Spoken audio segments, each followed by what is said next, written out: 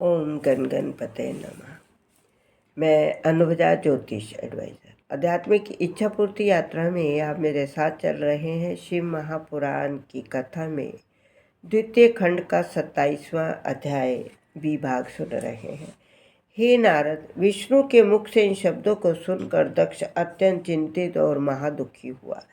अन्य सब लोग भी भय के मारे कांपने लगे और इस प्रकार कहने लगे कि अब हमारी रक्षा किसी भी प्रकार से नहीं हो सकती। जिस समय सभी सभासद आपस में एक दूसरे का मुंह देखते हुए चिंता मग्न हो रहे थे, उसी समय वीरभद्र अपनी सेना सहित यज्ञ स्थल में जा पहुँचे और बड़े जोर का शब्द करने लगे। भैरव तथा कालिका आदि भी अपनी सेना सहित वहां जा पहुँचे। उस समय वीरभद्र का ये सब रूप था कि उसके 5 मुख, 3 नेत्र, 10 हाथ थे।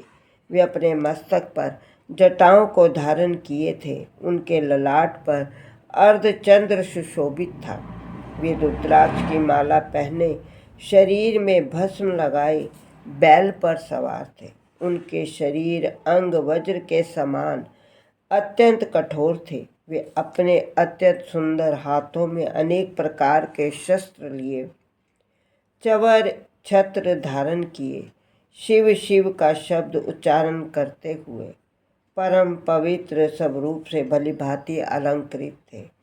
जिस रथ पर वे अपने नंदी सहित आरूढ़ थे वह 25 योजन ऊंचा था। उस रथ को 10 लाख सिंह खींच रहे थे। शार्दुल तथा हाथी चारों ओर से उस रथ की रक्षा के निमित्त चैतन्य खड़े हुए।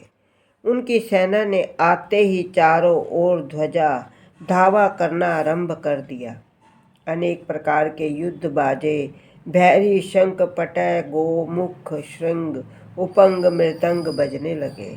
उस समय इंद्र, वायु, यमराज, कुबेर, वरुण, अग्नि, दिक्पाल अपने अपने वाहनों पर सवार होकर दक्ष के सन्मुख जा पहुंचे। दक्ष ने उन सब से कहा, हे दिक्पालों, मैंने इस यज्ञ को केवल तुम्हारे ही बल पर किया था, अतः तुम सब मेरी रक्षा और सहायता करो। इस प्रकार सब देवताओं से कहने के उपरांत दक्ष प्रजापति ने विष्णु के चरणों पर अपने मस्तक को रखते हुए कहा, हे प्रभु, आप संसार के रक्षक, शुभ कार्यों के साक्षी हैं। आपकी कृपा से संसार का पालन होता है, अतः आपको मेरे यज्ञ की रक्षा करनी चाहिए। ये सुनकर विष्णु ने उत्तर दिया, हे दक्ष, जहाँ तक हमारा अधिकार है, जहाँ तक हमें इसमें शक्ति है, वहाँ तक हम तुम्हारे यज्ञ की रक्षा अवश्य करेंगे। परंतु तुम्हारे कर्मों का स्मरण कर हमारी बुद्धि को आश्चर्य होता है।